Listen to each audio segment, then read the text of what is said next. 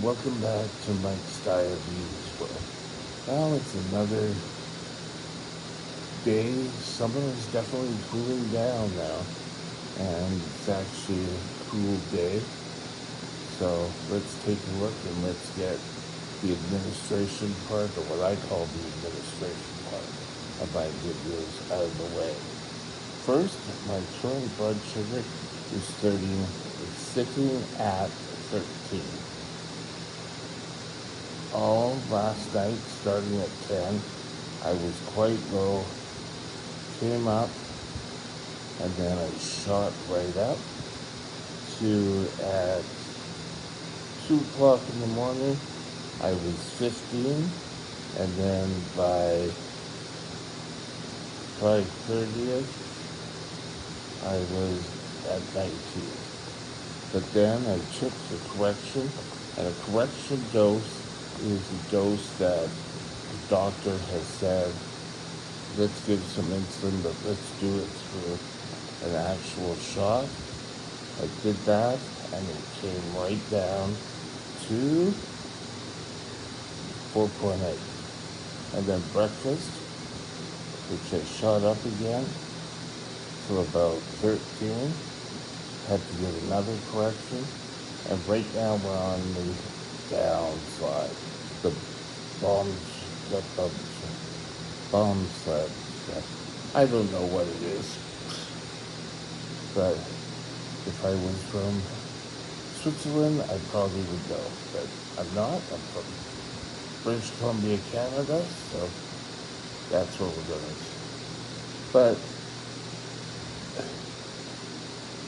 lately, I'm up and down so often with correction that giving or taking away my correction value, I think is just going to make me go super high all the time. And I really don't like the super high. Anything over 14, I do not feel well. I'm like, oh well, nothing new. But now, hopefully the correction will bring me down. So this evening, I can sort of sit here, have dinner, or drink dinner, because I'm on a liquid diet, and keep my blood sugar pretty stable. Oh, it's a dream. Now, let's take a look at time and range for the last 24 hours. Pretty much the same as our last video. Let's just get rid of you. Okay, we're 51%, 41 up top, 51 down the middle, and the below is 8. Again, we haven't really worked too well with this, because today is going to be marred by me being high, or those peaks keep going up. And so we gotta wait till it comes down, so the time and range is always gonna count. Ideally, you want to stay out of there and just stay in the green. But this here, I have to work on the altitude, being in the low, and we've got to bring that back to less than 18. So now, because this is up, this number is up to 9.5. Yes. So I'm going to try by attacking the highs and using correction sort of as quickly as possible to bring it down. I took a correction of 7 units, and we're going to see if that brings it down. And hopefully, if it goes down, I could keep things going. So, all in all, I'd like to mention that on the day of videoing this, we're about 3 weeks ahead of time. The day of videoing this, it is, let's just check here, it is the 10th of October. So 3 days ago, I celebrated my 48th year being a type 1 diabetic, and I'm just sort of, I know I'm not thinking about other things. I'm tired, but I'm not tired. I'm sort of, I would love, I'm tired of having high blood sugars, but I really wish those first years of my diabetic life, I took better care of me. But, the 20s, we're not so like, oh well, let's just take care of all the diabetic. Oh yes, I don't. Oh yes, I'll go out and run 15 miles, and I'll come back and work 8 hours, and life will just. We just kind of go out drinking, eat too much, have too much sweets. But I really wish that I could have woken up and done more to take care of me.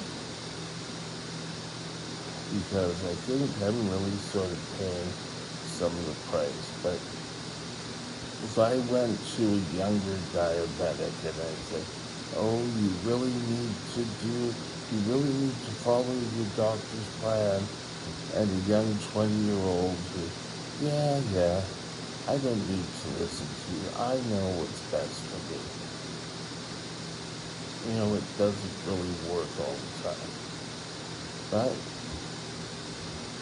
eventually, we will all wake up, or most of us wake up and say, okay, I'm going to try.